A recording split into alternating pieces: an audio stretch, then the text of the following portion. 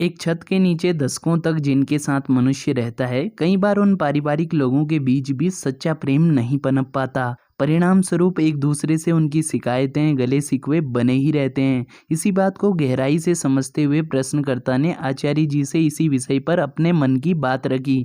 आइए इस पूरी बातचीत को प्रेम सीखना पड़ता है नामक इस पुस्तक के 19वें अध्याय में पढ़ते हैं। प्रश्नकर्ता कहते हैं, हाल ही में परिवार में एक अति प्रिय व्यक्ति को मैंने खोया है। उनके जाने के बाद एहसास हो रहा है कि एक साथ रहने के बावजूद वो प्रेम और निकटता घर के सदस्यों के बीच नहीं आ पाती। प्रेम से हमारे वंचित रहने का क्या कारण हो सकता है?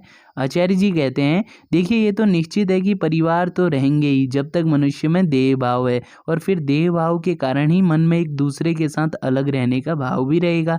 आप देखिए, जब भीड़ में दो नौजवान जोड़े आपस में मिलते हैं और उनके बीच बातचीत बनने लगती है, तो आप पाएंगे वो सबसे पहले दूर कोई एक ऐसा कोना खोजेंगे जहां जाकर उन्हें लोगों से परेशानी न हो, और फिर यही कोना एक परिवार बन जाता है जिसमें चार दीवारी होती है, जो यह संकेत देता है कि हम इस संसार से जुदा हैं और कोई भी हमारे बीच नहीं आ सकता। आचार्य जी स्पष्ट कहते हैं कि इस तरह का प्रेम झूठा है, जिसमें आपके बीच प्रेम का रिश्ता तभी कायम हो सकता है जब आप पूरी दुनिया से कट जाएं। खैर, इस तरह हमारे परिवारों की नींव तैयार होती है, जिसमें जिंदगी जब तक तुम्हें कष्ट नहीं देती तब तक खूब मौज लेने का, हुल्लड़बाजी करने का आपको बेपनाह मौका भी मिलता है। इसलिए इस बीच हम ये भूल ही जाते हैं, प्रकृति यानी जिंदगी में कोई करुणा नहीं होती। आचार्य जी समझाते हैं, जीवन में दो तरह के गुरु हो सकते हैं, एक चेतना और दूसरा प्रकृति।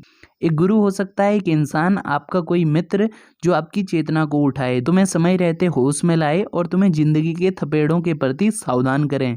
दूसरा गुरु होती है प्रकृति, जिसमें इंसान की भांति कोई करुणा नहीं होती, जो सीधा सभी कर्मों का फल भुगतने के लिए इंसान को विवश करती है। एक गुरु जो तुम्हारा दोस्त है या कोई इंसान है, वो तो तुम्हें दंड भी देगा तो इतना नहीं कि तुम मर ही जाओ या पूरी तरह टूट जाओ, लेकिन प्रकृति के पास कोई दया भाव शेष नहीं होता। वो जब हिसाब करने पर आती है तो सीधा तबाही मचाती है। उसके पास कोई रियायत नहीं होती किसी को छोड़ने की। उसको मतलब ही नहीं तुम जीवन से सीखते हो या इसका दुरुपयोग करते हो। प्रकृति को व्यक्ति विशेष से कोई मतलब है ही नहीं, वो सिर्फ दल देखती है। एक मादा खरगोश अगर 8 बच्चे पैदा कर रही है तो प्रकृति जानती है 2 या 3 ही बचेंगे। अब वो कौन से होंगे वो पता नहीं। तो तुम प्रकृति की नज़र में क्या हो, उसे कोई फर्क नहीं पड़ता, वो अपना काम करती है। आचार्य जी कहते हैं, जैसे आपने कहा परिवार में कोई दिवंगत हो गए तो चूंकि अब वो वापस तो आएंगे नहीं, अब श्रेष्ठ यही है कि इस घटना से सीखा जाए। लेकिन सीखने में फिर बाधा आती है, क्योंकि परिवारों में आध्यात्मिक माहौल तो होता नहीं। हर क्षेत्र में विज्ञान ने इतनी तरक्की कर ली है कि आज हर भौतिक समस्या का समाधान इंसान के पास है और घर में भरपूर पैसा है। तो ऐसे में लाजमी है सुख सुविधा भोग विलास के सब साधन भी होंगे जिनमें इंसान डूबा रहता है, मजे मारता है।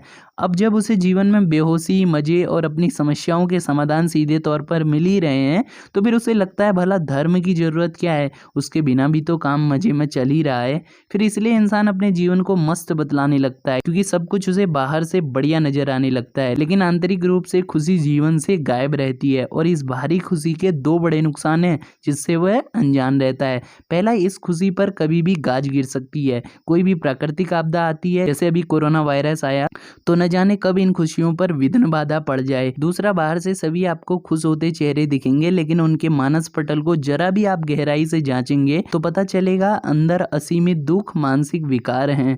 लेकिन सोशल मीडिया और हर जगह आपको मुस्कुराता चेहरा मिल जाता है, क्योंकि आंतरिक रूप से खुश न होने के कारण दिखावटीपन जरूरी हो जाता है। तो इसलिए संभव हो सके परिवार में आध्यात्मिक माहौल बनाकर रखिए, क्योंकि परिवार हैं और रहेंगे ही, यही इसका मूल समाधान है।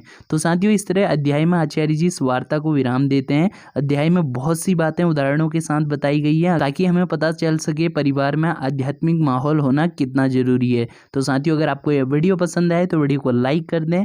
हम आपके लिए आगे भी ऐसे ही वीडियोस लाते रहेंगे।